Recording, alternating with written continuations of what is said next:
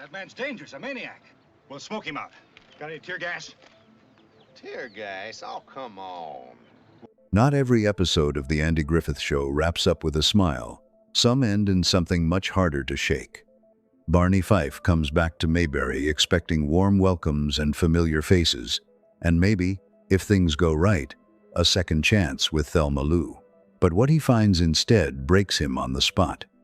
Don Knotts didn't need a single line of dialogue in that scene. His face said everything. It's the moment that split the fan base down the middle, and it never fully healed. What actually went down at that reunion? And why does this episode still get under people's skin decades after it first aired? Keep watching, because the full story is worth every minute. Long before Andy Samuel Griffith became one of the most recognized faces on American television, he was just a kid from a town where money was hard to come by. He was born in June 1926 to Carl and Geneva Griffith, raised in Mount Airy, North Carolina, where financial hardship wasn't occasional, it was constant. Things got so tight for the family at one point that his parents had no choice but to leave him with relatives for a stretch. Even after he came back home, comfort was in short supply. His father eventually scraped together enough to buy a house, but there was almost nothing to put in it. The family couldn't afford a crib, so Andy's first bed was a dresser drawer someone had rigged into a makeshift cradle. Not exactly the beginning you'd expect from a future television icon. As he grew older, music became the thing that made life bearable. It was an outlet, a refuge from the daily grind, and slowly it revealed a talent he hadn't known was there. By most accounts, he was a quiet, shy kid who did his best to go unnoticed. Growing up on what people called the wrong side of the tracks, blending into the background felt safer than standing out. That changed the first time he made his classmates laugh. Something clicked. The boy who used to shrink away was suddenly looking for a bigger crowd to perform in front of, and high school gave him exactly that. He threw himself into drama and music, sharpening the skills that would carry him all the way to national fame. One person played an outsized role in getting him there: Ed Mickey, a minister at his church. Mickey taught Andy to play instruments, worked with him on his voice, and became the kind of mentor who genuinely shapes a life. His influence ran so deep that after Andy graduated in 1944, he headed to the University of North Carolina with a very different career in mind, studying theology, with plans to become a Moravian minister. It seemed like a natural fit, given everything Mickey had meant to him, but another pull, far stronger than the pulpit, was already making itself known. Andy turned toward the stage instead, eventually earning a music degree and leaving UNC with a resume that most students could only envy. Those college years were packed with real opportunity. He rose to president of the university's chapter of Phi Mu Alpha Sinfonia, one of the oldest and most respected music fraternities in the country, and landed starring roles in student productions of The Mikado, The Gondoliers, and HMS Pinafore. By then, it was hard to deny what was happening. Performing wasn't a pastime for Andy. It was exactly where he was supposed to be. Still, fame didn't show up the moment he left campus. He spent several years after college teaching music and drama at Goldsboro High School in North Carolina, and by all accounts, he was genuinely good at it. One of his students, Carl Cassell, went on to become one of the most recognizable voices in the history of NPR. Not a bad legacy for a small-town teacher who hadn't yet made his own mark. In 1949, Andy married Barbara Bray Edwards, and the two of them adopted a pair of children together. Their family knew real happiness, but it also knew real pain. The marriage ended in divorce in 1972, and years later, their son Sam died after a long struggle with addiction. Those losses were heavy ones. Through every hard chapter, though, Andy held on to the warmth and humor that came so naturally to him. And when his big break finally arrived, it didn't come from television at all. It came from a record. In 1953, he released a comedy monologue called What It Was Football, a bit that followed a bewildered small-town preacher trying to make sense of a college football game. Audiences ate it up. The routine had an easy, homespun charm that connected with people all across the country, pushing the recording to number 9 on the charts and introducing Andy Griffith to millions of listeners who'd never heard of him before. That one recording swung doors open almost immediately, pointing him first toward television, then toward Broadway. His next big moment came with No Time for Sergeants. He'd starred in the 1955 television version, and from there he took the role of Will Stockdale to the Broadway stage, playing a cheerful country kid doing his bumbling best to survive Air Force life. Critics couldn't say enough about his timing, and audiences loved him from his very first entrance. One reviewer put it simply, noting that Andy barely needed a line to win a crowd over. Just walking out was enough. That performance earned him a Tony Award nomination in 1956, though the award went to Ed Begley in the end. It was the first time Andy would get that close to Broadway's top honor without actually taking it home, but it certainly wouldn't be the last. That Theatre World Award for Outstanding Broadway Debut wasn't just a trophy. It was confirmation that Andy Griffith was one of the most exciting new talents working in American theater. But his next big moment arrived from a direction nobody saw coming. Director Elia Kazan was casting for a face in the crowd and spotted Andy almost immediately. He believed Andy had something raw and unguarded that no amount of training could fake, which made him the obvious choice for the lead. The irony was that this would turn out to be one of the hardest roles Andy ever took on. Larry Lonesome Rhodes was manipulative, explosive, and deeply self-serving. None of that came naturally to a man who was, by nearly every account, warm, gentle, and genuinely eager to get along with people. Kazan later said pulling the character's darker instincts out of Andy was a real struggle, particularly during the film's emotional peak. But Andy rose to it. When No Time for Sergeants was adapted into a feature film in 1958, he stepped back into the role of Will Stockdale, making it the third time he'd played that same character across radio, television, Broadway, and now film. More than that, the production introduced him to Don Knotts. Their chemistry clicked instantly, and what started on that set became one of the most beloved friendships and comedy partnerships in television history. Andy kept pushing.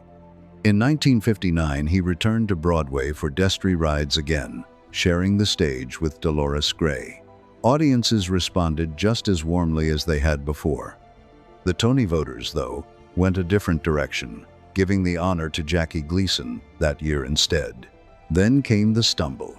Andy had followed several strong projects with the 1958 film Onion Head, expecting it to build on everything he'd been putting together. It didn't.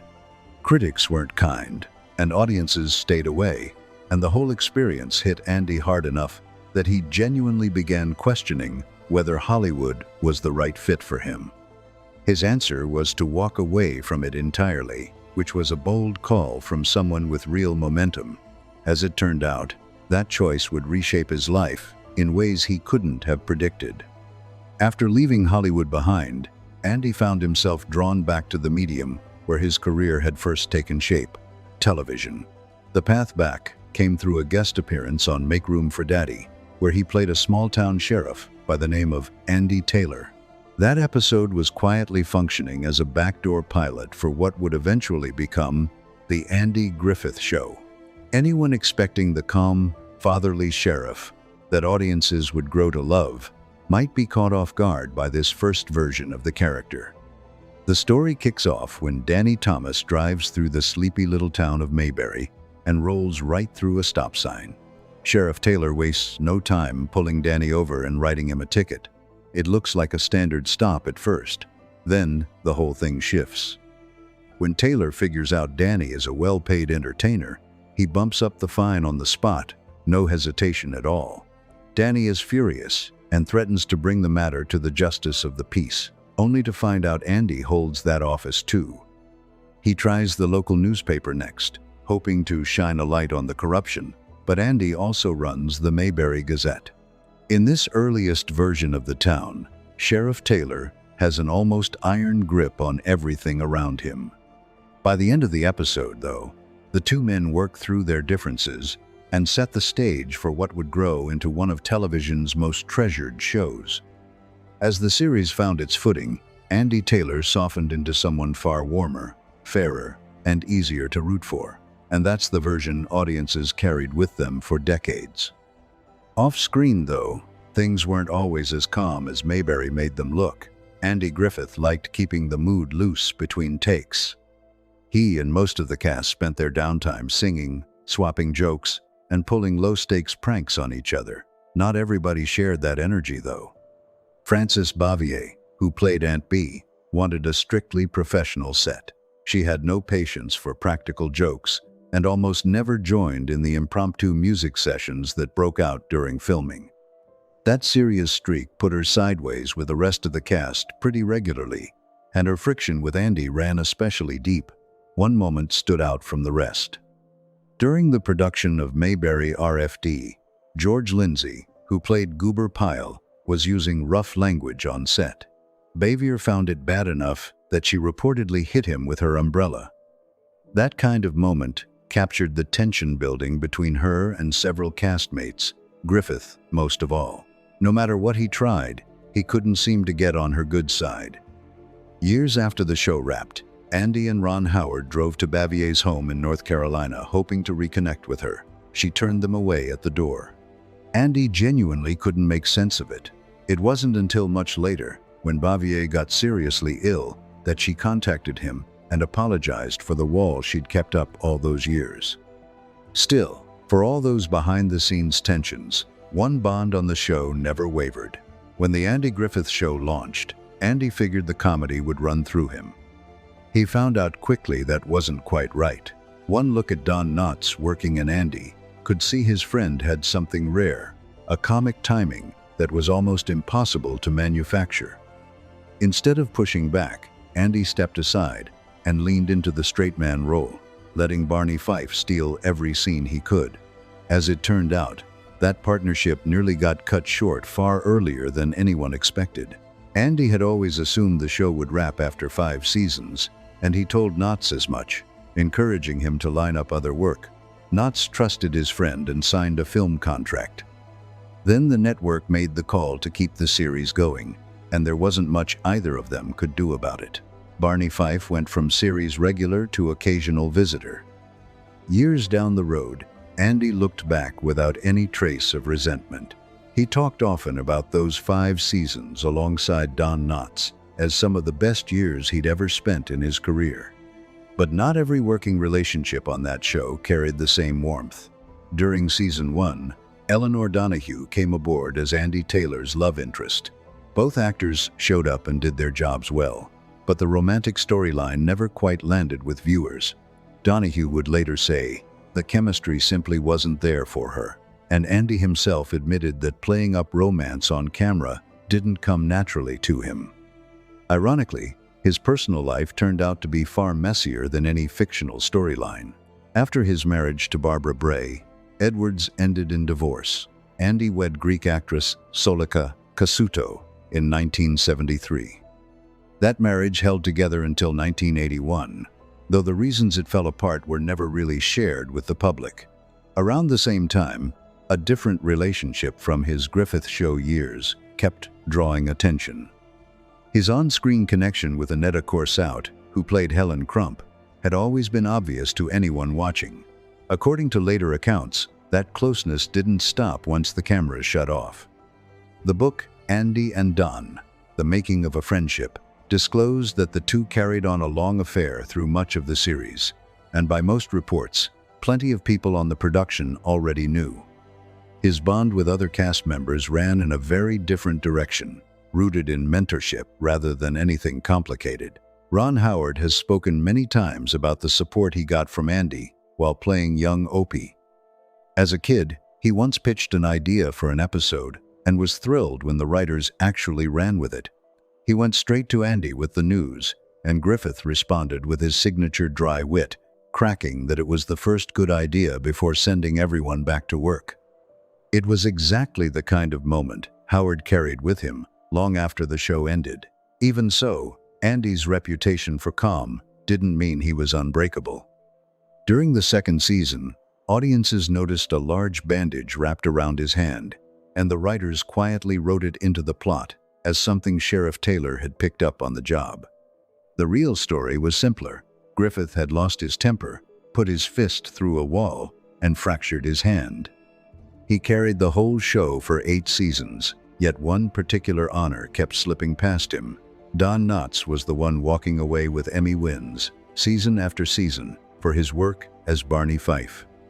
Frances Bavier earned Emmy recognition for her work as Aunt Bee, yet Andy Griffith himself, the man whose name was literally in the title, never received a single Emmy nomination for playing Sheriff Andy Taylor. That absence said a lot about how the industry saw him, or perhaps how it failed to. Still, after years of anchoring one of television's most beloved comedies, he wasn't finished. By 1967, Griffith had made up his mind. It was time to move on from Mayberry. CBS pushed hard for another season of The Andy Griffith Show, but he was ready for something new. He didn't just disappear, though. He stayed connected to the series as an executive producer and helped guide what came next. He even came back for a few guest spots, including the episode where Sheriff Taylor finally tied the knot with Helen Crump. But matching what he'd already built was going to be harder than anyone expected. When The Andy Griffith Show wrapped in 1968 after 8 seasons, it left on its own terms. The series finished as the #1 show in the Nielsen ratings, which was no small thing. What's more, it never once dropped below 7th place during its entire run. That kind of consistency is almost unheard of in television. The end of the show didn't mean the end of Mayberry. The town lived on through Mayberry RFD, a spin-off that shifted focus to a new family rather than Sheriff Taylor. At the center of the new series was Sam Jones, a widowed farmer raising his young son Mike. Andy Taylor showed up early in the run to marry Helen Crump, then gradually stepped back to let the new cast take over. Familiar faces helped soften the transition for loyal viewers. Frances Bavier returned as Aunt Bee, George Lindsay kept playing Goober Pyle, and Jack Dodson was back as Howard Sprague. Even with those familiar touchstones, the show felt different without Griffith driving it each week. He, in the meantime, was hunting for his next move. The years right after Mayberry turned out to be tougher than most people realize. In 1972, he launched his own production company and took on several television projects, among them Headmaster, The New Andy Griffith Show, and Salvage One. Each one had something going for it, but none of them stuck the way Mayberry had. The struggle carried over into film as well. Griffith signed a multi-picture deal with Universal Studios, hoping to build a genuine movie career. The first project, Angel in My Pocket, was supposed to be the start of an exciting new chapter. The finished film turned out to be yet another letdown. Griffith disliked it so much, he refused to honor the remainder of his contract, and the fallout with the studio was serious. It wouldn't be his last creative clash.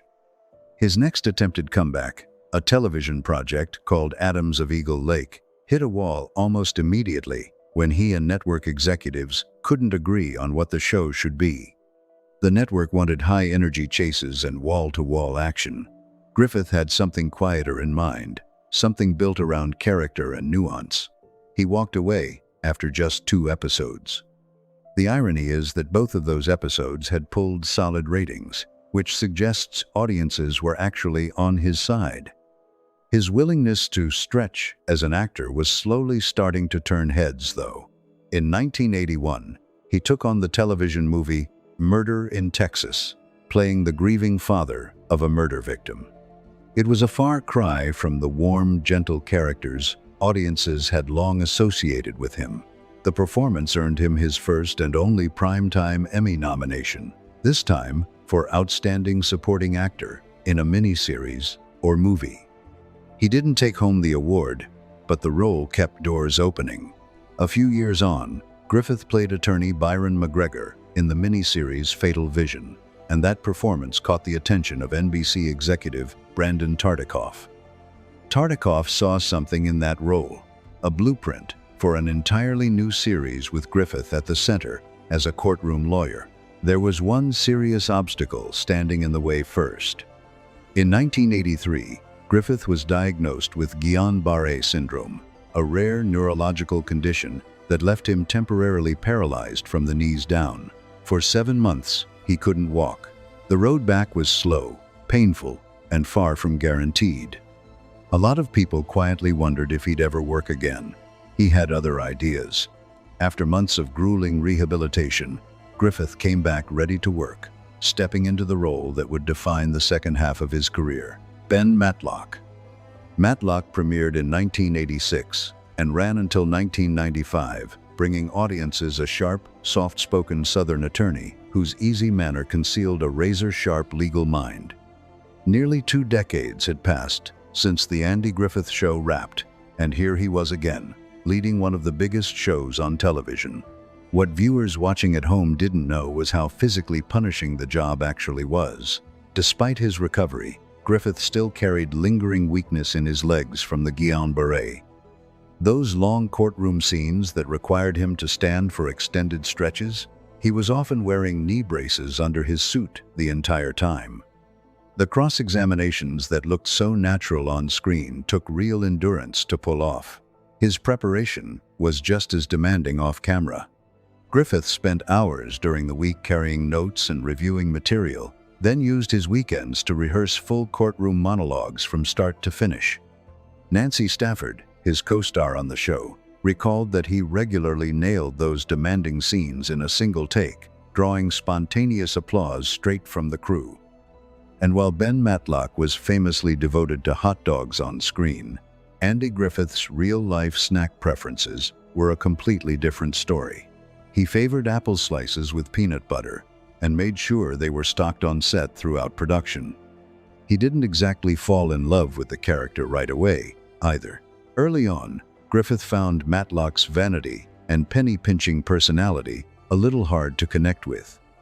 But as time passed, he came to appreciate those quirks and worked closely alongside producer Dean Hargrove to refine who Ben Matlock really was. Griffith pushed for stories with more emotional depth, and NBC executives had already started pulling back from shows they felt skewed toward older viewers. The network canceled Matlock, and that looked like the end. Griffith had other plans. Rather than walking away, he helped negotiate a deal to bring the show to ABC. He also pushed to relocate production to North Carolina, a move that cut costs considerably and kept him close to home. It paid off, buying the series 3 more seasons and a proper send-off. Around that same time, his personal life had found its own steady footing. Griffith had married actress Cindy Knight back in 1983, a woman he'd first crossed paths with through The Lost Colony, the outdoor drama where he himself had once performed. Unlike his earlier marriages, this one held, and they stayed together for the rest of his life. Through all of it, he never let go of music. Over the course of his career, he recorded gospel and country albums, but one rose above the rest. His 1996 release, I Love to Tell the Story, 25 timeless hymns, went platinum and brought home a Grammy Award, giving Griffith the kind of musical recognition that had stayed just out of reach during his acting years. Even well into the later stages of his life, his name still carried real weight. In 2006, a Wisconsin man legally changed his name to Andrew Jackson Griffith and then ran for sheriff. Andy believed the whole move was a deliberate attempt to trade on his reputation, and he took the man to court. A judge sided against him the following year, ruling that the name change was protected under the First Amendment. It was one of the odder legal fights of his life, and in a strange twist, the real Andy Griffith lost a case that literally involved his own name. He took it in stride, same as he'd taken everything else. Back in 2000, he'd come through quadruple bypass surgery without missing a beat. 7 years after that, a fall left him with a fractured hip, and he worked his way back from that too. But 2012 brought something he couldn't recover from. Andy suffered a heart attack and passed away the following morning, just 86 years old. Now, few episodes of The Andy Griffith Show have split the fanbase quite like the return of Barney Fife. For longtime viewers, many consider it the single most emotionally devastating hour the show ever put on screen. Some have pushed back on it entirely, calling it needlessly cruel to a character people genuinely loved. But for just as many viewers, that emotional weight is precisely why it still hits so hard. It aired as the 13th episode of Season 6, and on paper, it looks like a feel-good reunion story. Don Knotts was coming back as Barney, so audiences settled in, expecting the old comedy chemistry and the warm familiarity of earlier seasons. Thelma Lou all graduated together that year. Barney makes the trip back from Raleigh, where he's been working, and at first the whole thing feels easy and familiar. Then he finds out Thelma Lou is going to be there too.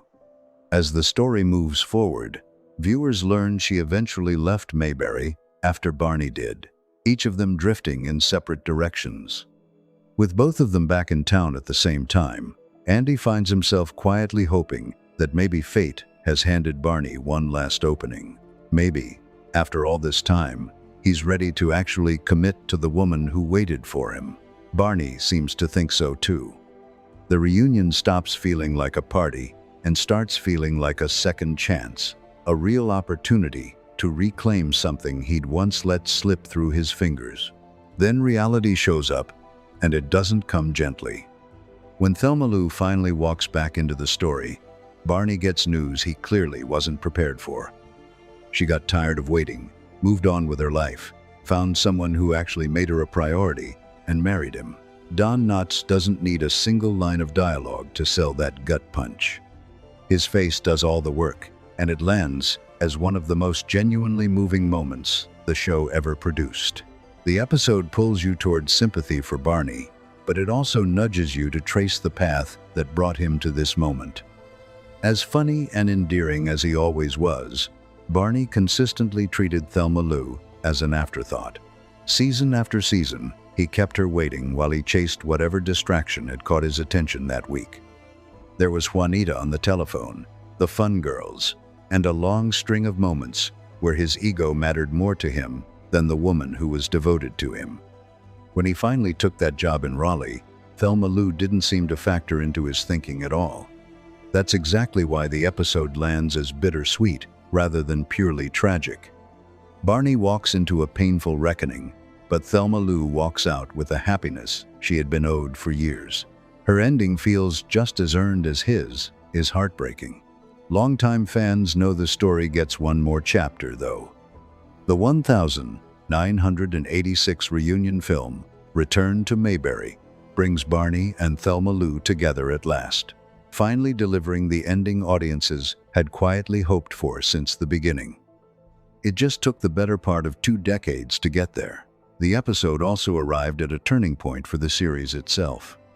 Season 6 was the first shot in color, and the original black and white years remain the true version of the show. Even so, Barney's return holds up because of what it's actually saying. Time keeps moving, whether you're ready or not, and the people who care about you won't hold their breath indefinitely. Barney spent years assuming Thelma Lou would still be there whenever he got around to it, and he was wrong. Paired with the kind of performances only Don Knotts, Andy Griffith, and Betty Lynn could deliver, the episode leaves a mark that lingers long after the credits roll. It might be the most quietly heartbreaking half-hour the show ever aired, but it's also one of its most truthful. At its core, it's a reminder to appreciate the people in your corner while you still have them, because the regret that comes from taking someone for granted has a way of sticking around for good. If this is the kind of deep dive into classic Hollywood and television history you enjoy,